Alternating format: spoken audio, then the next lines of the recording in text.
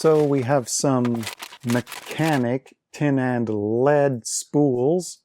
These are both 0.8 millimeter diameter, and out of all of the low-cost stuff I tend to buy, even though there's slightly different packaging, I'm hoping this is still the same quality as this. So 0.6 and 1.2 millimeters I've also used. So I'm a combination of restocking for when I run out, but also this is an in-between diameter. So if I'm working on through-hole stuff, I usually need the thicker stuff so that I'm not there feeding in 10 meters to get the same as a small amount of the thick stuff to do the connection. And it says this is 40 grams.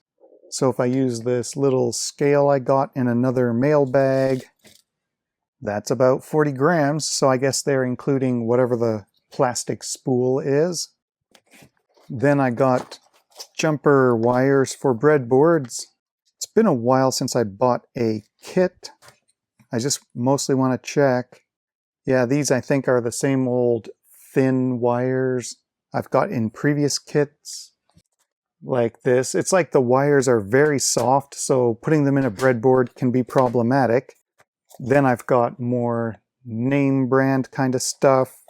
These are heavy duty, so when you put those in or take those out, they stay mostly in shape, while these kind are probably going to bend if they run into a problem going into a breadboard, and sometimes you have to throw them away as soon as you use them because they've bent so badly. So just restocking budget stuff. So here is a DIN 8-pin connector, and there's two different styles of the 8-pin. These top two pins, I believe, are the ones that can also be in a different position. So overall, this circle of pins can end up getting tighter at the top or further apart. So basically what I'm going to be doing, on the inside you have to attach your own wiring. Then this all goes together. There's a top half as well. You can clamp this down to help do a cable strain relief. So I want to make up some 8-pin DIN cables. This is the kind of connector used on TurboGrafx 16 as the gamepad controller that plugs into the console. There's also an 8-pin DIN jack on Sega Master System to give audio and video composite and RGB outputs, although that is the different style from TurboGrafx 16. I still have to check things out. I'm sure this is the kind of plug that matches with the TurboGrafx 16. I don't think this one plugs into the 8-pin DIN on a Sega Master System. I have some other ideas as well for that. So basically, in order to interface with all of these old game consoles, I need certain connectors and things like this, so I'm gathering inventory. Speaking of Sega Master System, here is one example of an audio-video cable that plugs into the 8-pin DIN on the back of the console. So this just has the two RCA plugs for composite video and then mono audio. And there's only 5 pins in this connector. And that's because power, ground, composite video, and the audio are all in these bottom pins anyway. So this will still plug into an 8-pin jack. And then you don't have to worry about, are you using the right kind of 8-pin DIN plug to go into the Master System? Those bottom 5 are going to be in the same spot no matter what. And I have a few of these RCA female to female coupler adapters. So what I can do, for example, if I want to make a cable longer, I can take 2 shorter RCA cables with plugs on them and plug them in here to create one longer cable. But I just want a collection of different adapters anyway.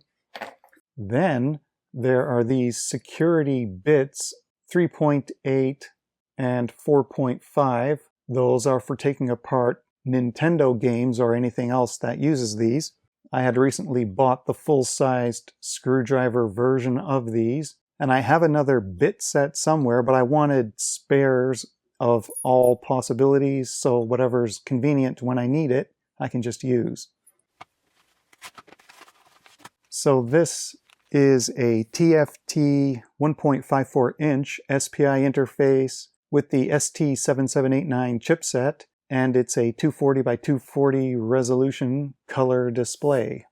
I bought this to go with this cable tester board using the ESP32C3, and it comes with the I2C OLED, but I did have spare GPIO headers, so I've been experimenting with hooking up the external TFT displays. But I had one I bought a couple of years ago, and when I went to hook it up on that board, the one I had, I don't think it could handle being powered at 5 volts, and I accidentally did that. So this one, I think it says it can run 3.3 or 5, even though the logic pins will still be 3.3, but I'm going to run it strictly at 3.3 to be safe. So this, I forget how long this cable is. It's just cut off of a bigger spool. It's supposed to be 8 conductor in here, so I'll have to take off the outside jacket, see if I can verify this, and 8-pin DIN sockets. And I do see 8 conductors in here, so they did send the right one. It's one of those listings where you choose how many you want, so I was cringing they would send the wrong one.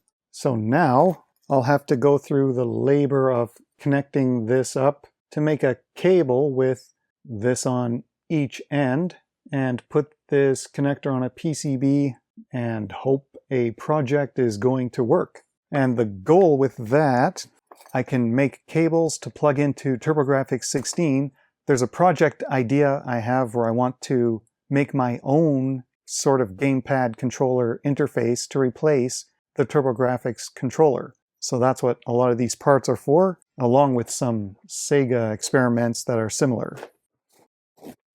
I went shopping on Amazon, and I got some more of these Elegoo breadboards because out of all of the relatively inexpensive ones, these are the ones that have always seemed to work well, so I don't mind spending a little more on them. And I rarely have a problem trying to install components. I may have to move them a little, but they pretty much go in wherever I want without incident. So I've got all these different cheaper ones from eBay years ago that I do use, but a lot more times than not, I go to put a component in, especially when you're running out of space and you're just trying to get a resistor in somewhere. Suddenly it won't go in and you're trying different angles and removing it, putting it back in. Check the leads. Are they bent and causing a problem? Is there another pin available? And sometimes you just can't make it work. So I just have better luck with the Elegoo ones, so I've been buying those.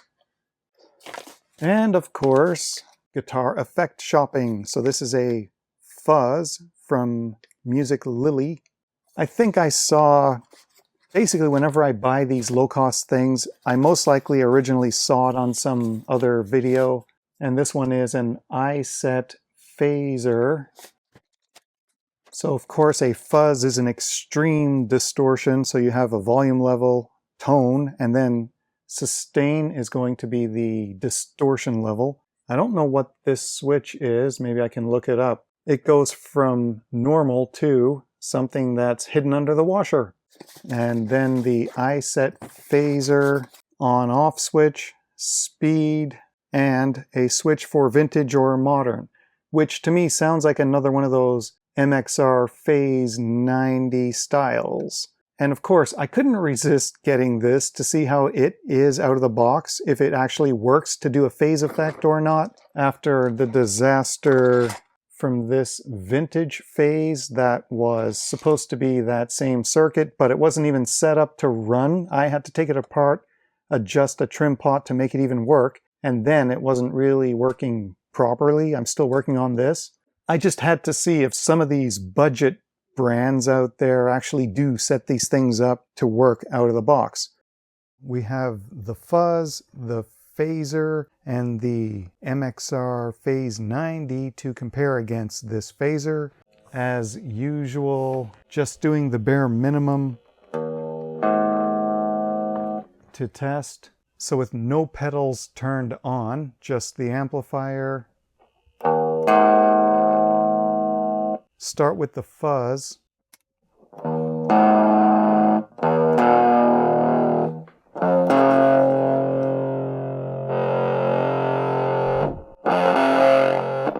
It's definitely fuzzy, whatever that switch does.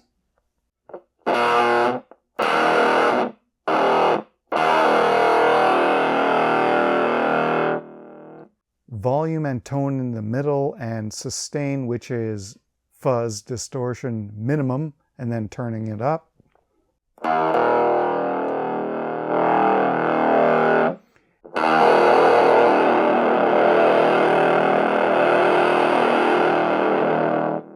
It's making it fuzzy. Okay, now again the clean sound.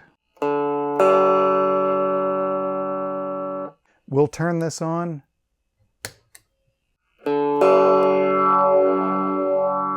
It's phasing. I don't have to take it apart and change a pot. Okay.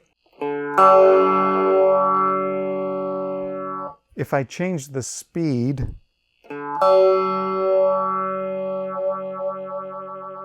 we can hear the pronounced phase effect, unlike that other $16 thing.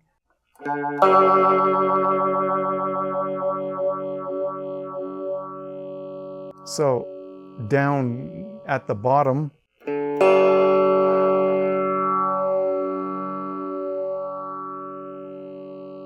it's phasing. Okay, so back to the middle. Okay, I think I have it figured out. So this one I had to turn the speed down, and this one it's in the center. So right now, again, there's nothing for a bass line.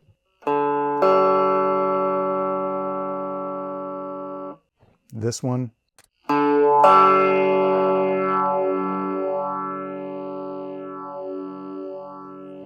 This one.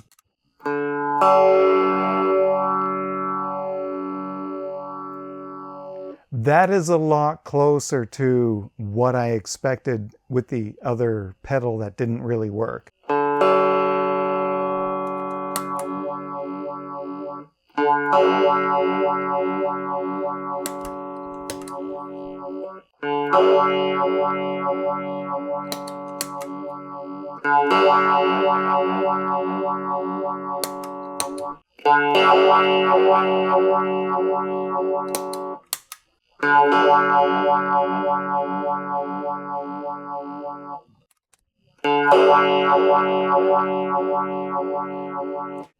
It's a success as far as buying low-cost stuff to replicate more cost stuff. Thanks to supporters of the channel for helping make all this possible.